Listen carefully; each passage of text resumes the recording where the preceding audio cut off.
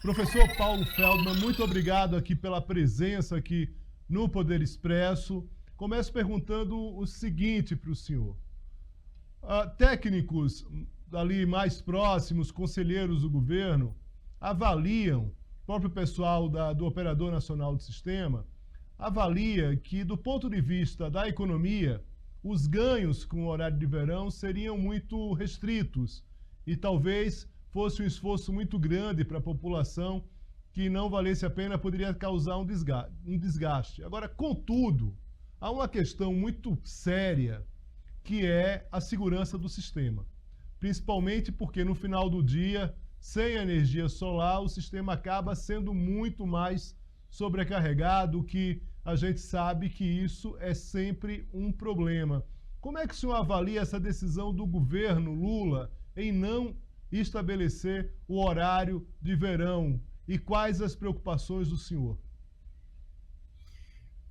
Veja, não é uma decisão correta, porque por menor que seja a economia, e ela realmente é pequena, da ordem de 1%, num momento de escassez, como nós estamos entrando agora e que tende a piorar no próximo ano, qualquer economia é válida e é positiva. Então, eu acho que nós deveríamos já ter entrado no horário de verão. Além do que, as pesquisas mostram que a população gosta do horário de verão. Não há não é verdadeira essa afirmação de que a população não gosta do horário de verão. Não, pelo contrário. Então, deveríamos ter entrado, sim, no horário de verão já há algum tempo, e perdemos a oportunidade para conseguir uma economia importante. Principalmente, professor, a gente falava aqui nos bastidores, principalmente diante dessa situação das próprias chuvas, né? Cada vez mais a gente tem um período chuvoso menor, um menor volume de chuvas. Isso também é uma ponta de preocupação do senhor, não? Veja, exatamente. As chuvas, elas têm diminuído. Há uma perspectiva muito pessimista com relação às chuvas agora no período do verão. Não serão tão intensas como tem sido nos últimos anos. Então, tudo isso é preocupante. Mas, veja, se não existisse outra alternativa, tudo bem. Mas o país tem outras alternativas. O país é um país muito forte em termos de geração e possibilidade de uso da energia solar. O país é muito forte na possibilidade de usar os ventos para gerar energia eólica. Somos um país que tem a maior exposição solar do mundo. Então, a nossa principal fonte de energia deveria ser o sol e não a chuva. Então, e ainda o sol é muito pouco diante de tudo que ele pode oferecer. Cerca de 20% apenas da energia elétrica no Brasil é gerada através do sol. Poderia ser muito mais. No caso do vento, é pior ainda. O Brasil é um país que tem litorais com muito vento. Poucos países no mundo também têm tanto vento quanto o Brasil. No entanto, a gente não usa. E tudo isso não usa nem a solar e nem a eólica por pura falta de planejamento. Há muitos anos nós já deveríamos ter implantado equipamentos que permitissem o país ser um grande usuário tanto da solar quanto da eólica e não teríamos que estar dependendo das chuvas, dependendo de São Pedro, que é o que acontece agora. Professor, de certa forma, o senhor está tratando desse tema, mas me parece que o governo entrou muito atrasado neste momento em relação a esse debate. Faltou uma conversa melhor com a população, muito claramente, para mostrar essa necessidade, né? Por mais que a gente possa ter divergências aqui em relação a se a população gosta ou não gosta do horário de verão, tem uma coisa que é clara: o governo, para estabelecer políticas públicas, ele precisa informar a população da necessidade daquela política. E me parece que o governo não fez isso, demorou muito para tratar desse tema. Chegou uma hora que acabou ficando ali, como diria lá no Recife, que tem muito sol e muito vento, imprensado no imprensado, e acabou desistindo dessa implementação, coisa que, se ficar, vai ser para 2025. Queria uma avaliação do senhor em relação a essa questão, em relação a esse atraso do debate. Léo, você tem toda a razão. Agora, a gente não pode colocar a culpa somente neste governo. Veja, o problema principal que está por trás de tudo isso é o problema da falta de planejamento. Essa é uma doença brasileira que perpassa todos os partidos políticos e governantes. Nós, no Brasil, não planejamos o futuro. Isso é muito ruim. Ao contrário de outros países, como a China, a Coreia, principalmente os países asiáticos, que planejam com detalhes os próximos 10, 20 anos, nós no Brasil não sabemos o que vai acontecer no ano que vem. A gente tem esse mau hábito de não nos preocuparmos com o futuro. Então, é esse o problema. Nós deveríamos ter tido essa preocupação já há muitos anos. E isso aconteceu, porque essas medidas são medidas, claro, demoradas. Levou muito tempo para o Brasil chegar a ter quase 20% da sua energia sendo gerada pelo sol. Mas, finalmente, chegamos a isso. Mas por que demorou e só temos 20%? Porque veio atrasado, veio muito atrasado. Então, o Brasil precisa planejar melhor o uso de energia. E quando eu digo planejar, não é simplesmente botar no papel o plano, mas é tomar as medidas necessárias para que tudo aconteça. Por exemplo, se nós queremos usar energia eólica, nós precisamos de equipamento especializado para transformar o vento em energia elétrica. Isso requer investimentos, isso requer adquirir esses equipamentos. Então, isso não se faz de uma hora para outra, você não vai numa loja e compra. Em geral, um equipamento desses leva 2 a 3 anos para a gente comprar e obter e ter a instalação aqui no nosso território. Energia solar, a mesma coisa. Nós não temos no Brasil equipamentos que transformam o sol, a energia do sol, em energia elétrica. Os equipamentos têm que ser comprados fora, são importados, em geral da China. Mas tudo isso toma tempo e tem que ter medida adequada. E outra, tem que ter incentivo também, porque se você não incentivar as empresas e os próprios consumidores a usarem essas energias, isso não será usado.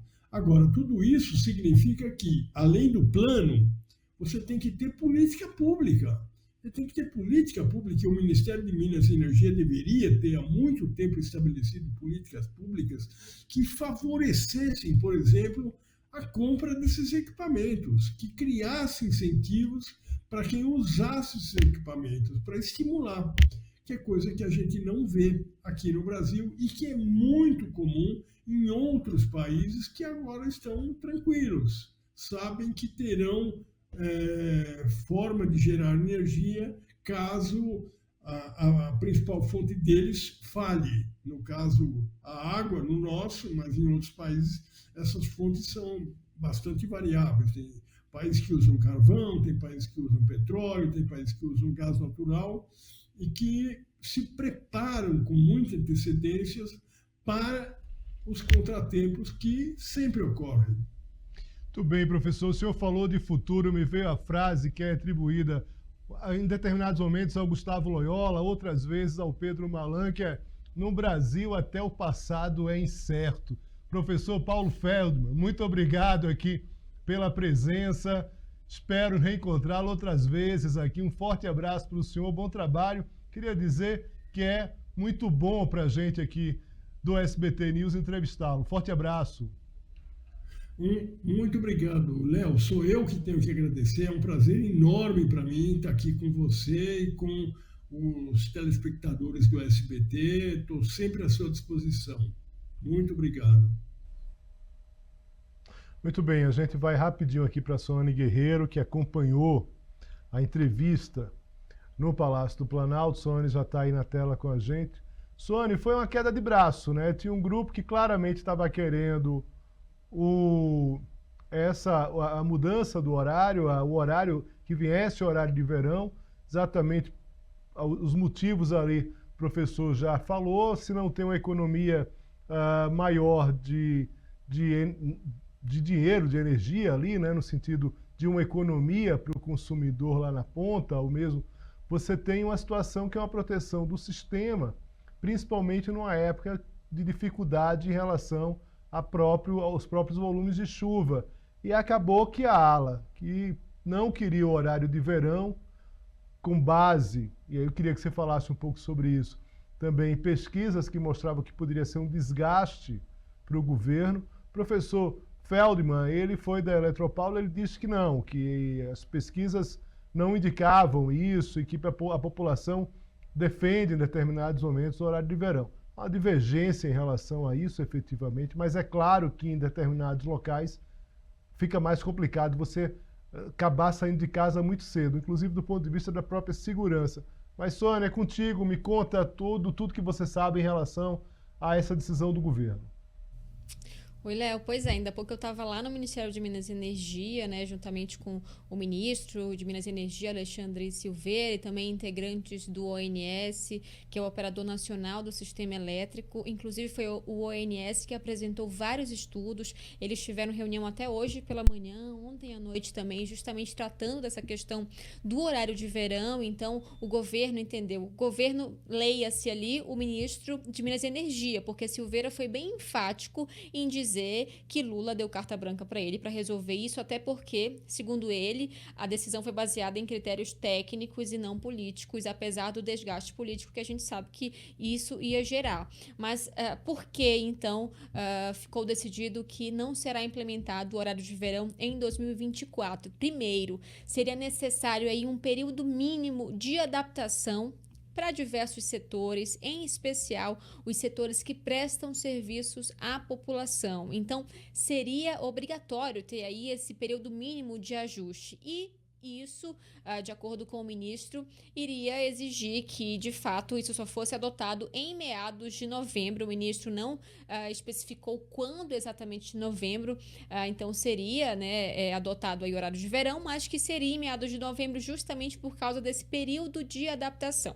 E de acordo com os estudos do ONS, é justamente nos meses de outubro, que a gente está agora, novembro e dezembro, que são os meses que de fato é possível gerar mais economia em relação à energia elétrica de fato em todo o país, e que nos outros meses, de janeiro e fevereiro, por exemplo, essa economia, ela é tão pouca que ela já não faz diferença. Então, a economia que seria gerada aí nesses meses, outubro, novembro e dezembro, seria de 400 milhões e a gente poderia, assim, talvez ter um efeito ali, né, no bolso do consumidor, mas pouca coisa. Então, o que o governo entendeu, como só seria possível implementar isso aí em meados de novembro, essa economia de 400 milhões ela já reduziria bastante, porque outubro seria o mês que realmente traz a maior economia de energia. Em novembro e dezembro também é considerável, mas é menor do que em outubro. E como seria possível, né, você implementar isso só em novembro, meados de novembro, o governo então decidiu que não era imprescindível nesse momento fazer essa adaptação aí, né, dos horários da população como um todo. Então, o que o ONS colocou? Ele confirmou, sim, a economia de energia para esse ano, para o ano que vem, para o próximo. Agora, é o governo quem decide se é imprescindível ou não, não só para a população, mas também em relação para esse sistema elétrico. E como as chuvas chegaram, né, a gente sabe em alguns locais, né, Léo, inclusive trazendo temporais e causando vários estragos, como a gente está vendo aí em São Paulo e também em outras regiões aí, como as chuvas chegaram, então o cenário dessa geração de energia ele já não é tão crítico, que o que estava fazendo, né, realmente trazer uma preocupação maior de um possível risco, né, de segurança mesmo energética no país, era essa questão da falta de chuvas, da seca, né, da redução ali dos níveis de rios que permitem a geração de energia das hidrelétricas. Então essa era a preocupação principal, foi reforçado também nessa coletiva que essa foi a pior seca registrada no Brasil desde o início desse levantamento feito pelos órgãos, né, que são responsáveis pelo levantamento, especificamente a CEMADEM, sobre esse levantamento em relação às chuvas, que foi o ano de maior seca no país, na história, de acordo com essa série histórica, né, que eles fazem esse levantamento. Então, por isso, houve, então, essa rediscussão em relação ao horário de verão. E por essa questão das chuvas e pelo prazo que o governo teria, de fato, para implementar isso, se tomou essa decisão.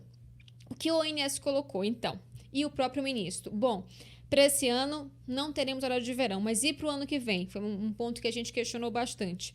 Quando isso vai ser reavaliado? Por quê? Um outro ponto que se coloca foi o período também que foi avaliado, né, Léo? A gente chegou em outubro para decidir se ia ter ou não, sabendo que seria necessário, mesmo sem estudo, a gente sabe que é necessário as pessoas se organizarem ali, né?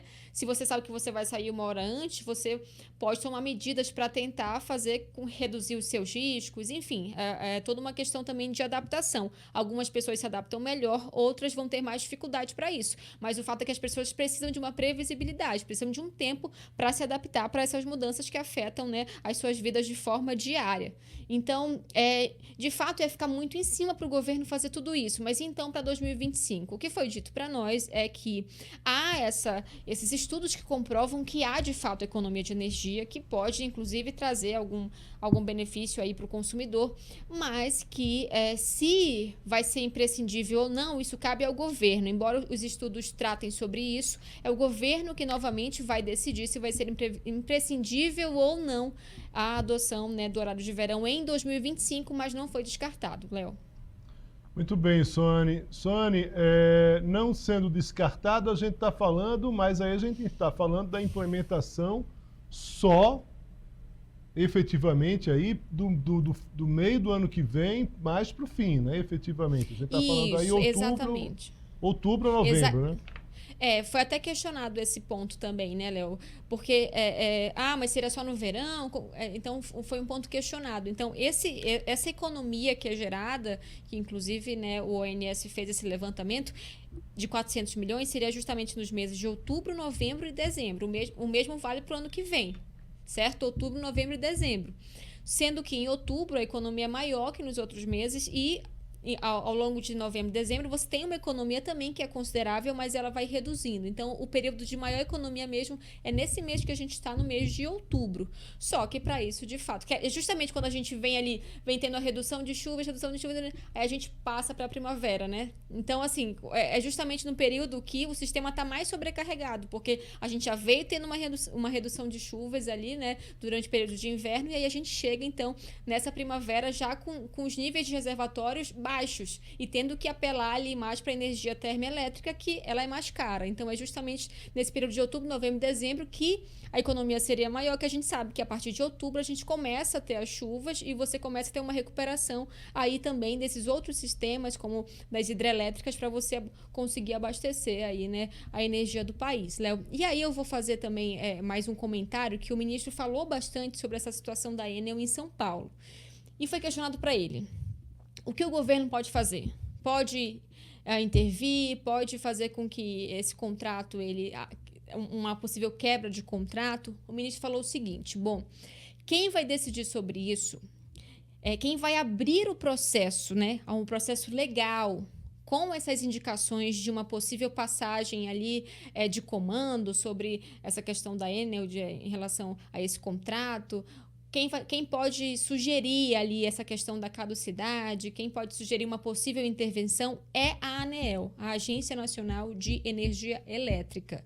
Então, é a agência que tem que dar esse start, de fato, para abrir esse processo. E aí o Ministério de Minas e Energia, ele vai se posicionar a partir desse processo legal, que o governo, ali por meio do Ministério de Minas e Energia, não pode, ele por si só, decidir que vai haver intervenção em São Paulo, ou que o contrato lá vai caducar por causa, né, desse problema que a gente está acompanhando em São Paulo. Disse também o seguinte, que o prazo que a Enel tem é de regularizar tudo isso até amanhã, que é o que o governo espera, e que, se não, serão aplicadas multas, né, que são previstas ali no contrato. Mas ele colocou também um ponto em relação a esse contrato, que foi fechado em 1998, e tem validade de 30 anos, ou seja, até 2028. Ele falou o seguinte, que o contrato está obsoleto e que é frouxo. Segundo ele, né, a Enel não teria, via contrato, né, não está especificado no contrato responsabilização por parte da Enel em caso